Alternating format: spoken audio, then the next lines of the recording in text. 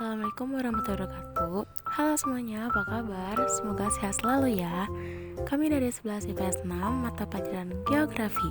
Berikut nama anggota kelompoknya. Nama saya Adinda Rifradia Fahira, absen 1. Nama saya Lisna Lisniawati, absen 17. Nama saya Muhammad Dimas Restu, absen 20. Nama saya Muhammad Fauzan, nomor absen 22. Nama saya Muhammad Ridka Fareji, nomor absen 23. Nama saya Widya Belani, absen 36. Kami dari Kelompok 1 Akan mempresentasikan Wilayah zona Paleartik dan selamat menyaksikan. zona Paleartik. Paleartik adalah salah satu dari 8 wilayah biogeografi yang ada di permukaan bumi. Wilayah Paleartik merupakan wilayah biogeografi yang paling luas. Secara umum, wilayah Paleartik mencakup Eropa, Asia bagian utara dari pegunungan Himalaya Afrika Utara, dan bagian utara serta tengah dari Jazirah Arab Timur Tengah. Berikut adalah peta wilayah Paleartik. Jenis fauna Paleartik dan persebarannya. Hewan bersebaran terbatas. Beruang kutub Ursus maritimus. Beruang kutub termasuk mamalia besar dalam keluarga Ursidae dan hanya dapat ditemukan di bumi bagian utara, tepatnya di kawasan kutub utara, benua Arktik. Ciri-ciri beruang kutub yang paling utama yakni memiliki bulu berwarna putih. Beruang kutub berenang handal sebab mereka dapat berenang sejauh 60 mil tanpa berhenti. Mereka termasuk hewan individual, namun untuk beruang kutub betina akan hidup secara berkelompok agar dapat saling melindungi saat mengandung dan saat mencari makan. Rusa kutub, Rangifer tarandus. Rusa kutub merupakan salah satu spesies rusa yang hanya dapat ditemukan di wilayah kutub utara, seperti kawasan Arktik, subarktik, tundra, daerah boreal, Siberia, dan pegunungan utara Eropa. Rusa kutub atau reindeer ini menjadikan lumut dan rumput sebagai makanan utamanya. Keunikan dari rusa kutub yakni bulunya dapat berubah warna tergantung musim. Saat musim dingin misalnya, bulu rusa kutub berubah menjadi warna abu-abu dan berubah coklat saat musim panas. Begitupun dengan warna matanya. Selama musim panas, mata rusa kutub berwarna kuning keemasan, jadi berwarna biru saat musim dingin. Ciri khas yang lain yakni tidak hanya rusa jantan saja yang memiliki tanduk, ternyata rusa betina juga bertanduk. Namun, ketika musim panas, tanduk pada rusa betina akan copot, sementara saat musim dingin, tanduk rusa jantan akan copot. Tanduk dapat tumbuh kembali dalam waktu 2-4 bulan. rubah kutub atau Vulpes lagopus. Hewan karnivora ini menjadi salah satu hewan yang dapat ditemukan di kutub utara. Keunikan rubah kutub ini memiliki bulu berwarna putih yang tebal yang dapat menahan suhu dingin di kutub. Bulunya yang berwarna putih juga membantu mereka dalam berkamuflase di antara salju. Untuk bertahan hidup, rubah kutub membuat lubang sebagai tempat perlindungan saat badai datang. Bulu rubah kutub juga akan berubah sesuai musim. Saat musim panas, rubah kutub akan mengubah warna bulunya menjadi warna coklat atau biru keabu-abuan yang membantu mereka bersembunyi di antara semak-semak dan kembali menjadi warna putih saat musim dingin. Unta atau camelus, fauna yang banyak ditemukan di wilayah kering dan gurun seperti kawasan Timur Tengah dan Afrika Utara. Terdapat 2 jenis di dunia, yaitu berpunduk tunggal atau Camelus dromedarius dan berpunuk ganda atau Camelus bactrianus. Unta telah dimanfaatkan oleh manusia sejak 5.000 tahun yang lalu. Selain dijadikan hewan tunggangan, unta juga dapat diambil air susunya dan juga dagingnya. Kelebihan unta dibandingkan hewan lainnya yaitu mampu untuk tidak makan atau minum untuk waktu beberapa hari.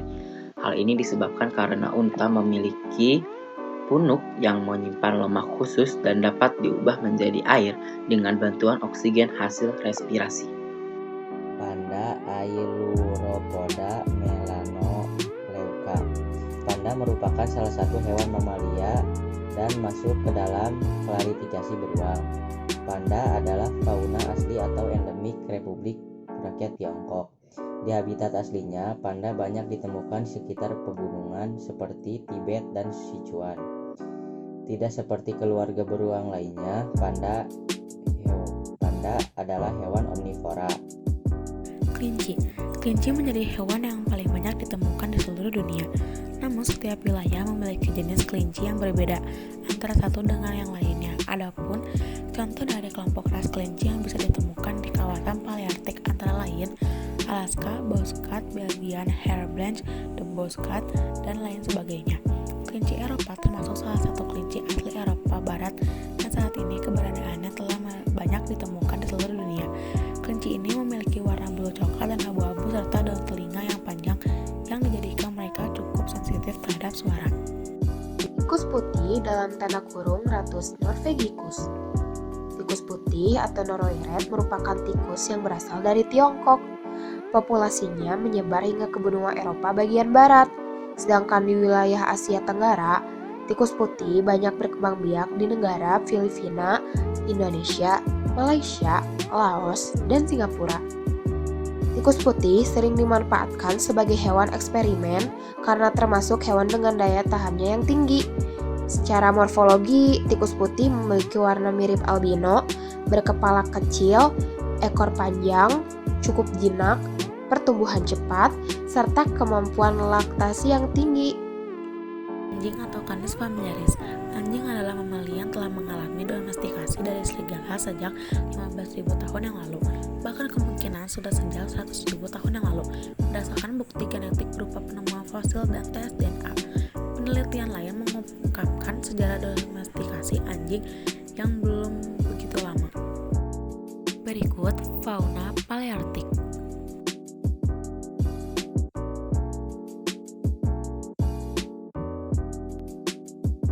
Faktor yang mempengaruhi persebaran flora dan fauna. 1. Iklim. Iklim yang berbeda di berbagai wilayah turut mempengaruhi jenis tumbuhan dan hewan yang mampu hidup di masing-masing wilayah. Misalnya, pohon kaktus lebih tepat hidup di daerah gurun yang bercurah hujan rendah. Tapi pohon kayu keras lebih cocok menempati daerah tropis. 2. Tanah. Unsur-unsur kimia tanah diperlukan bagi pertumbuhan flora dunia. Kesuburan tanah berlainan di suatu tempat dengan tempat lain. Inilah yang membuat jenis dan keanekaragaman flora berlainan di berbagai wilayah. 2. Tanah. Unsur-unsur kimia tanah diperlukan bagi pertumbuhan flora dunia. Kesuburan tanah berlainan langsung di suatu tempat dengan tempat lain. Inilah yang membuat jenis dan keanekaragaman flora berlainan di berbagai wilayah. 3. Suhu. Flora dan fauna akan beradaptasi dengan suhu lingkungan fisiknya. Kebanyakan tidak mampu hidup pada suhu ekstrim terlalu panas atau terlalu dingin. Keduanya akan mudah hidup dan menetap pada wilayah yang suhu udaranya masih bisa diadaptasi. 4. Kelembapan udara dan curah hujan. Kelembapan udara berkaitan dengan banyaknya uap air dalam udara bagi tumbuhan air turut membantu distribusi zat hara. Sementara untuk manusia dan hewan, air juga faktor penting dalam menunjang kehidupan. 5. Sinar matahari. Tidak setiap wilayah akan diterangi sinar matahari setiap hari. Hal ini mempengaruhi jenis tumbuhan dan hewan yang hidup di suatu wilayah. Pada wilayah tropis, tumbuhan berdaun hijau lebih mudah tumbuh karena diperlukan dalam proses fotosintesis. Yang keenam, salah satu kegunaan angin yaitu bentuk karbon dioksida, lalu pemindahan uap air dan kelembaban dari suatu tempat lain. Angin turut berperan pula sebagai penyebar biji-bijian yang akan tumbuh wilayah lain. 7. Manusia, hewan, dan tumbuhan. Persebaran flora dan fauna juga dipengaruhi oleh keberadaan manusia.